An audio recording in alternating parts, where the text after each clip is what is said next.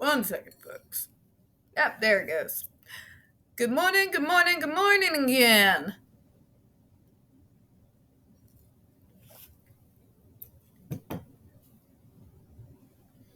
Welcome to today's second episode of Spilling Table. Second. Preloaded, sorry. Brain not functioning. I am your host, Tiffany Daniels. We're going back to that horrible world known as the JRC. But before we do the usual disclaimers and the usual rant, so before we get into it, we're going to get into a little bit of this last video. Individuals like Dr. Matthew Israel has this idea that just because they may have individuals who say, well, clearly what they do may actually work. Some things you should probably know. The medical model, for all intents and purposes, has been a perpetrator of abuse on people with disabilities, especially those with developmental disabilities, for decades. They've been called out on it numerous times. There have been literal news reports about it. When they say certain things, well, like maybe the fear works because apparently the behavior stops. Medical model wants results. They don't care how they get them. They don't care if they're even permanent, at least by and large. You have pockets here and there of people who can actually have rational conversations about what works and what doesn't over the long term. But by and large, the medical model does not care about our mental health. They do not care what it personally costs us to pretend to be out there being neurotypical. Because as long as we look neurotypical on the outside, that means in their collective delusion that they have been successful. Yeah, that. None of these individuals care about the psychological cost of actually having to pretend for hours on end that you're a neurotypical. They don't care even what that individual had to go through, including going through hellscapes like Agape, like the JRC, in order to be able to perfect a mask. All they care about is, are we able to act in a capacity out there in society in a way that makes normal people feel comfortable? And if we are, because of the abuse that we are put through, therefore we developed a mask as a coping mechanism and as an escape, then they feel like they've done their jobs. It is very rare that you can sit an individual down from the medical model who's a true believer and actually get them to honestly talk about the psychological toll on the individuals that they put through this insanity. See, they don't care that they are using behavioral science on a developmental disorder. They don't care that a person was abused to the point that they forced themselves to appear normal on the outside and continue to do so no matter what the psychological toll is.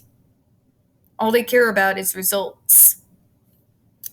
And what's very interesting is that particular side of the medical model, which is the vast majority, are awful silent when a person who appears and has pretended to mask to be normal for so long, all of a sudden you hear about how they died horrifically after having a massive behavior far worse than it ever was when he was a kid.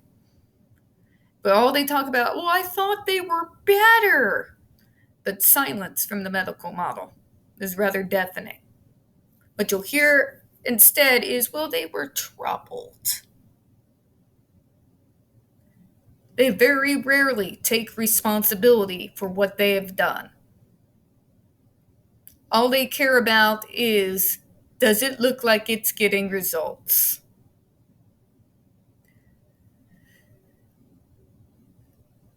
What very few of them do is work towards the long lasting results. The kind of results you will never get from a quick fix. The results that can actually lead to a productive,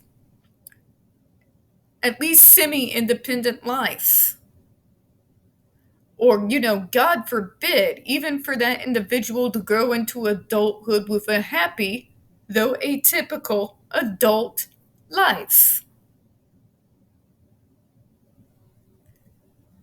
It's this quick fix culture that started back in the late 90s and has done untold harm, particularly on people with developmental disabilities. But now let's get into the disclaimers. In the description box, folks, you're going to find a link to the article that the Judge Rotenberg Educational Center doesn't want you to read. It's written by NeuroClastic, a small non-for-profit started by autistics for autistics, wherein they interviewed and surveyed over 900 ABA professionals regards to the JRC's so-called behavior modification program. Matter of fact, the JRC doesn't want you to read this article so much. They have threatened NeuroClastic with a defamation lawsuit if they did not remove it from the website. Well, folks, NeuroClastic has refused, so you know the drill. Please read that article and share it on all your social media. You're also going to see linked in there NeuroClastic's public statement regards to the defamation lawsuit threat, as well as a link to their GoFundMe. We are crowdfunding, folks, in case the JRC has the actual balls to see through with their threat.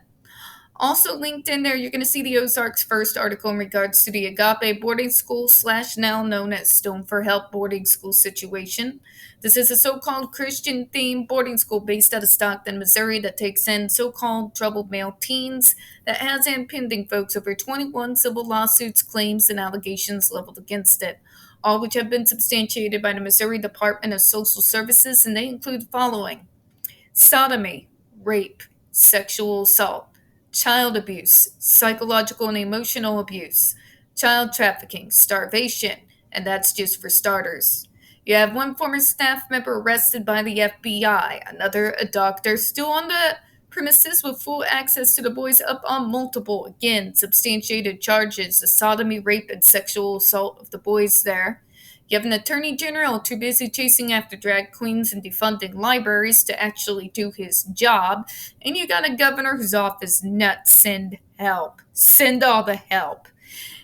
You even got a senator that's defending child brides. Yeah.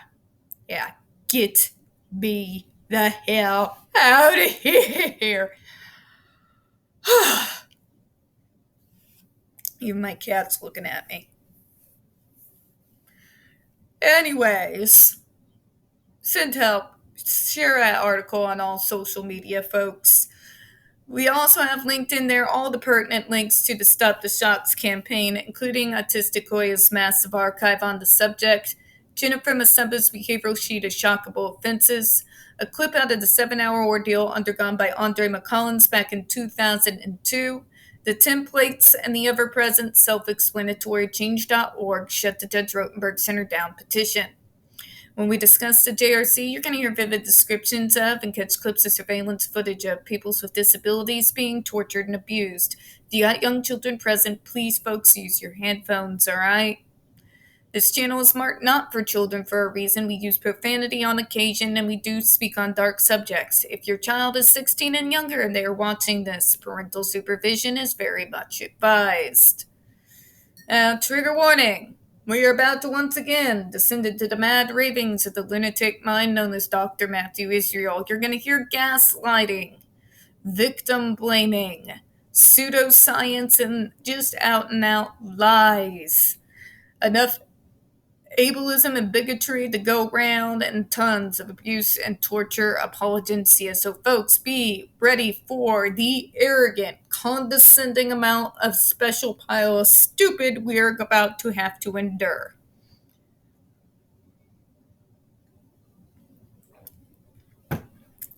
To the next paragraph. Even if the authors were correct in stating that the students continued to do well after leaving JRC and going to the May Institute, clearly not the case for at least 2 of them, this would speak well for the JRC and adversive interventions.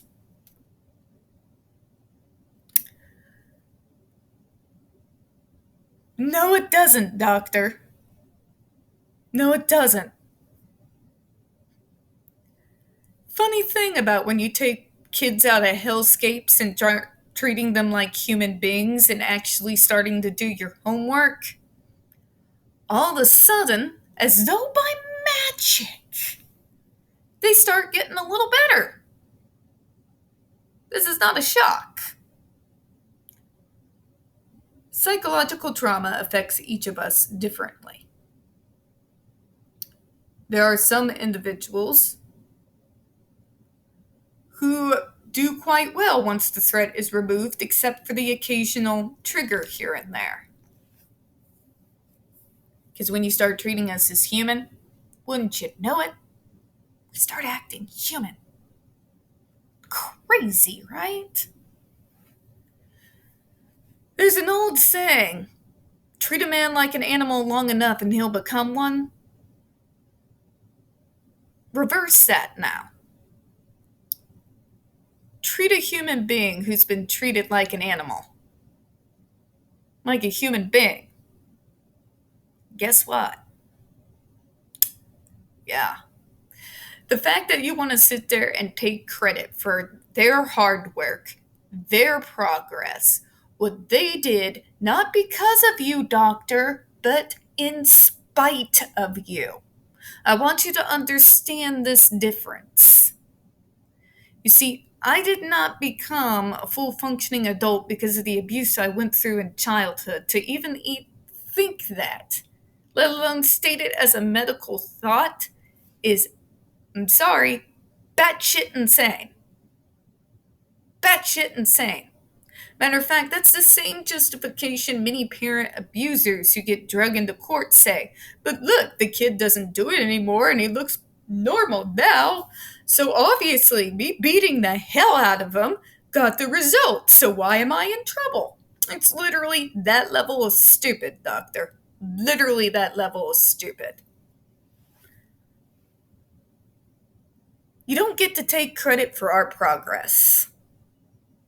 Nor do you get to claim your abuse and your torture is the cause of them progressing and getting better. Because they got better in spite of you, not because of you. And you want to know how I know this, doctor? Well, let's talk about Jennifer Masumba for a moment, who's now a member of Mensa. I'm sure you'd like to pound your chest and say that's because of us. But there's one telling thing, doctor. Those of us with psychological trauma who do get better after people stop treating us like animals still have triggers. She has mentioned hers in particular. It's the sound of Velcro, which can send her into instant meltdown. That stuff doesn't ever go away, folks. It's just lurking there in the back of your mind. Unfortunately, I would know. You don't get to pound your chest and say it's because we tortured them, because we shocked them into compliance and taught them to never say no, that they got better. Wow. I thought the delusion on the stands was strong. But you could give them lessons, doctor. You could give them lessons in the delusional department. Also, I do love the fact that the individuals who did act in the capacity of an individual who's dealt psychological trauma on top of the issues they already had that were never addressed, you want to sit there and point at the May Institute and point at us and tell us we're at fault because we took them off the life-saving torture that you call medicine. Again, this is you never taking responsibility for your own actions, doctor. Nor are you, as someone who used to hold a psychiatrist's degree, ever willing to admit the effect that post-traumatic stress disorder can have on an individual who is already having behavioral issues. Yeah. Gee, this is Dr. Israel.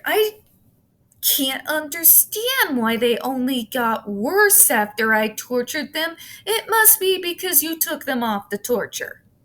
Or it could be because you refuse to address what is causing these behaviors, tortured them for having the behaviors, and when they got from underneath your psycho ass, PTSD, in combination with their diagnosis, the undealt with trauma, and the psychological trauma, did what it does. But I guess we're not going to talk about that, are we, doctor?